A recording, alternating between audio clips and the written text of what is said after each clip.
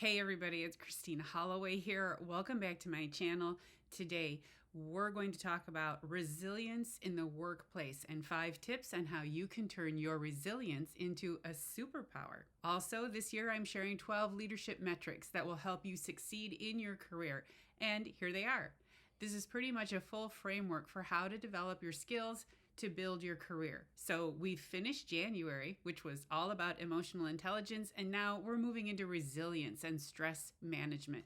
I'm also creating these 4 categories into playlists, so you can find those videos easily on my YouTube channel. Everything is linked below in the description. Real quick, if you enjoy this content and want to learn more about how to make power moves in your career, make sure to follow my channel and hit the notification bell so you never miss a video from me. All right, so let's get started. Number 1, positive mindset. First, resilience is about how you cope with stress, pressure, new scenarios, and rapid change. Can you identify what causes you stress at work, and do you know how to handle it? Are you nimble and agile in adapting to new situations? Can you handle ambiguity well? You may have said no to all of that, and I'm here to tell you that's not true. Bear with me here. If we take a step back from our work environment alone and look at the entire picture of your life, we can see that there are other aspects of your life that can be stressful or burdensome, but you handle them well. I've said this to people who've asked me if they're well suited to be leaders too. Well, what else is going on in your life where you're doing well? Then yeah, you are a leader. You have organizational skills. You can manage projects, get things to completion under a tight deadline, and manage a lot of balls in the air. Yes, you can lead, and yes, you can manage stress. This is part of the positive mindset. Give yourself the space to remember that there was a moment in your life where things were going well, or there was conflict and you handled it, or there were challenges and you dealt with them. We tend to look at work and our careers as win-fail. Either I'm doing great all the time or I'm failing. And that's a lot of pressure to put on yourself, especially if you're trying to learn something new or working towards recognition or a big achievement like a raise or a promotion. You've just added an extra component of stress to your life by setting a really high bar for yourself and then giving yourself anxiety over whether you can achieve it. On top of that, the workplace environment and structure is really set up to help you fail. It's the performance reviews, the constructive criticism, the mandate that we work as a team. No idea is a bad idea, or you need to be more of a people person in order to succeed. And then there are the mediocre bosses who are put in charge of our career development, and we know they're not here to help. They're just not. So here's what a positive mindset looks like. Take away all the external factors and remind yourself that if you're still in it, and you're still above water, then you're winning.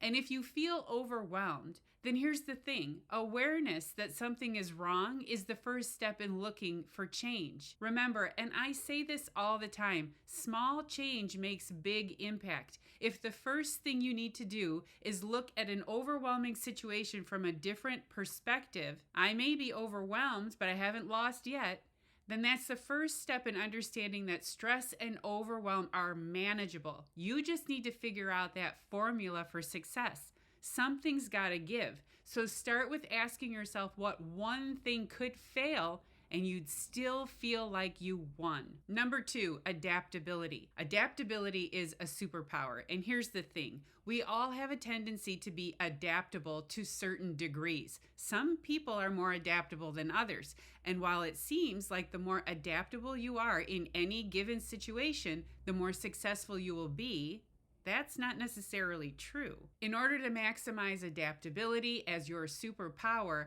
ask yourself how you fit into any of these situations, and then ask yourself how you can use these tools the next time you feel caught off guard by a changing circumstance. You may seem tense or edgy when under pressure, when faced with deadlines, or when others make mistakes, and this in turn could affect your team's concentration. When you are facing deadlines or heavy work pressure, you may tend to stop communicating and listen only for bad news. You can relieve some pressure by planning and delegating before a job starts. You may tend to pay more attention to the negative than the positive feedback. Recognize that unexpected events may bother you. Plan for the unexpected circumstances or difficult people that you may encounter. Doing so will help you stay focused and composed. When things don't go as planned, carefully review what happened. Identify ways to prevent these events from occurring in the future. Number 3, time management. The biggest factor in overwhelm, stress, emotional sensitivity, and feeling like you're behind is whether you're good at effective time management. So first, yes, you are good at effective time management. The problems begin when more gets piled onto your plate and you have no way of figuring out how to filter through the tasks and decide which one is a priority. And if you ask anyone around you, they'll say everything's a priority. And that's not helpful. Here's what effective time management looks like. Being able to say no and feeling fine with whatever happens next. Can you take on one more project? No, I cannot. Well, that's not very collaborative of you. Really? Because I have 16 other assignments that all require my attention. If you want me to add this project, then you'll need to tell me which one of the other ones can be reassigned. Now, let's be honest, that's a boss move, and we can't all do that every time. So part of effective time management is also about being okay with the guilt of letting go. Being okay with sacrificing one more great project for your own mental well-being. Being okay with prioritizing your home life and your family if that's necessary and important at this moment. It's also about being okay with reminding yourself that your career advancement and career development are not dependent on you doing superhuman loads of work. Those successes are dependent on you managing that work. That's what I'm looking for when I move people to the next level in their careers. How are you managing deliverables, making room for your own well-being, and showing up as a supportive leader to the people around you? If you want to be really good at time management, then set 3 goals for yourself. 1, learn to say no in the most professional way possible. 2, regularly review and reflect on your workload and assess what you need to do to advance and what you just can't let go of because of ego. And 3, focus on results. Move away from being busy and move towards being productive. Ask yourself every day where you were productive and where you were just really busy. Start understanding the difference in the way you manage your time. Move into problem solving and productivity. How are you contributing to the bigger discussion around tackling major issues instead of processing items to get them off your to-do list? There's a difference. Number 4, composure. Composure is important for developing resilience, especially if you're dealing with new scenarios and rapid change. This particular skill is important if you're the type of person who shares a panic response whenever something pivots or changes. If you call an all-hands-on-deck meeting to share fear-based hypotheses about what could go wrong now that everything has shifted, then you're creating a stressful environment for the people around you.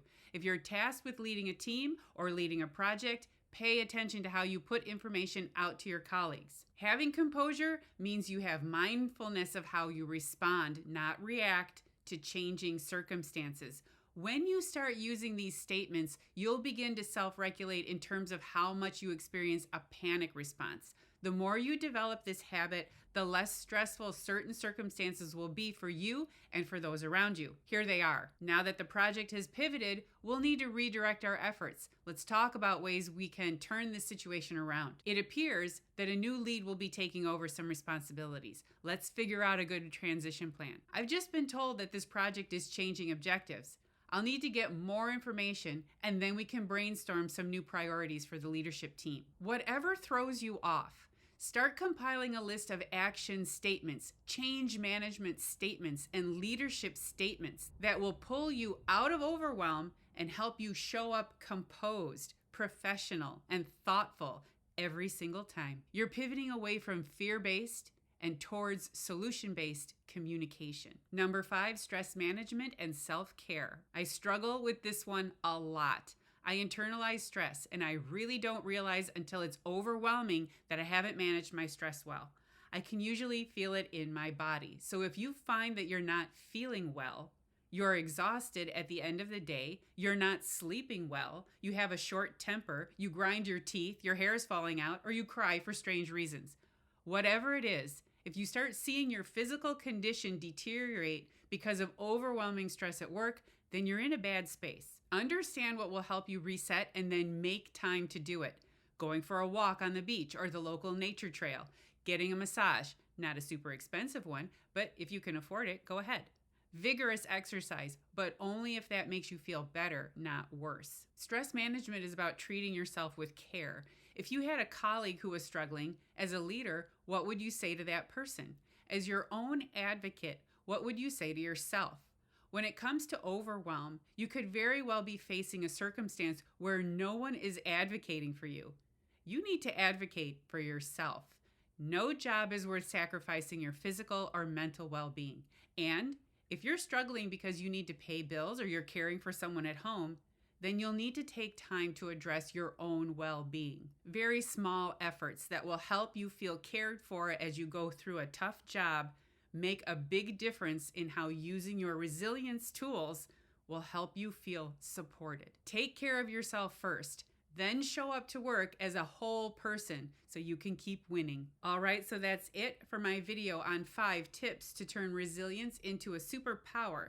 If you have examples of how you've used any of these resilience tools, feel free to share them in the comments below. I'd love to hear about them. And if you enjoyed watching this video and you found it helpful, please make sure to give it a big thumbs up by hitting that like button and make sure you're subscribed to my channel so you never miss another video from me. Thank you for watching, and I'll see you in the next video. Bye.